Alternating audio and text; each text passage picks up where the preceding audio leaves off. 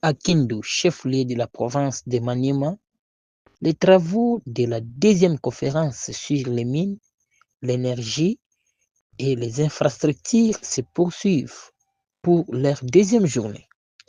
Ce mardi 4 novembre a été marqué par la présentation des missions de plusieurs entreprises publiques et d'acteurs clés du secteur, suivi de la répartition des participants en groupes thématiques selon les trois axes majeurs de la rencontre.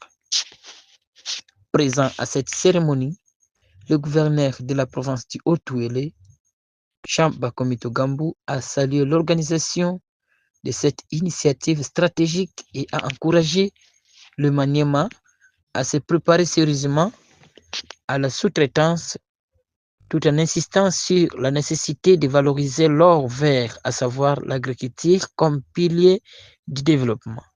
On l'écoute.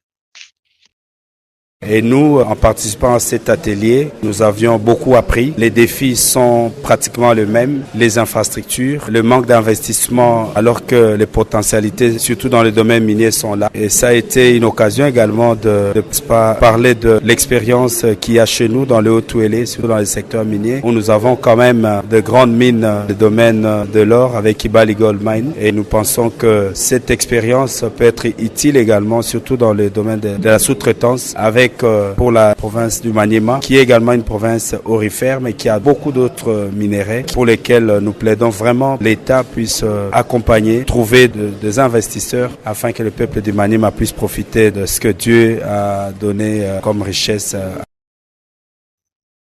L'exécutif provincial du Haut-Touélé a également partagé l'expérience de sa province dans le domaine des mines et de l'agriculture. Une contribution saluée pour sa pertinence, qui met en lumière l'importance des échanges interprovinciaux dans la construction d'un développement harmonieux et durable. Une fois de plus, on l'écoute.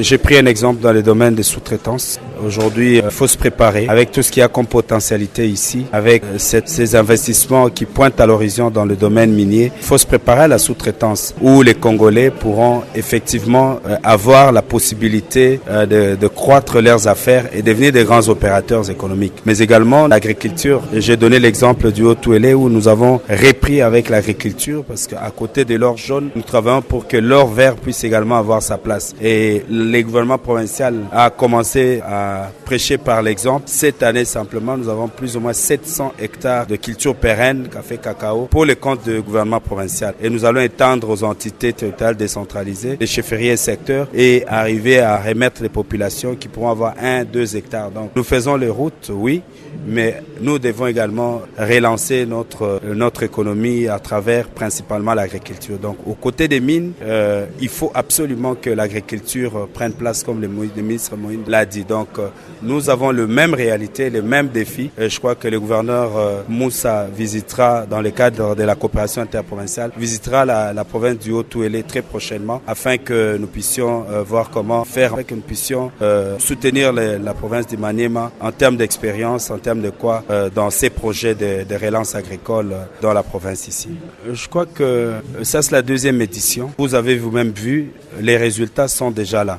Je félicite le gouverneur du Maniema. Vous avez vu, faire déplacer autant de ministres et des ministres stratégiques, c'est toujours pas évident. C'est que le ministre des ITPR a annoncé hier. C'est déjà une des réussites de cet atelier. Mais également, il faut toujours connaître les problèmes pour apporter des solutions. C'est en échangeant comme ça qu'on arrive à apporter. Par exemple, là, nous avons besoin, le Maniema a besoin d'un investissement de 18 millions pour une usine, de cassiterie, tout des temps. Ça, c'est à travers des débats comme ça qu'on vote, on met des résolutions, on émet des résolutions qui peuvent servir de lobbying demain auprès du gouvernement central afin qu'on ait cet investissement. Mais il n'y a pas que ça, il y a beaucoup de choses. Si on a les routes, on a suivi PPC qui peut envoyer du ciment, qui va faciliter la reconstruction. Donc c'est autour de...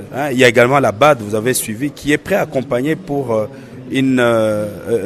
des études afin que nous puissions avoir des besoins, connaître les besoins réels d'investissement dans les Maniema. Tout ça, c'est à travers ces échanges et c'est comme ça que je dis félicitations à mon collègue. Nous avons également copié l'expérience. Je crois que demain, nous ferons le même parce qu'il n'y a pas que l'expérience à partager du Haut-Touélé, mais également apprendre ce qu'on a vu ici, ce qu'on a vécu ici pour ramener là-bas parce que c'est vrai, nous avons Kibali, mais il y a d'autres potentialités, il y a d'autres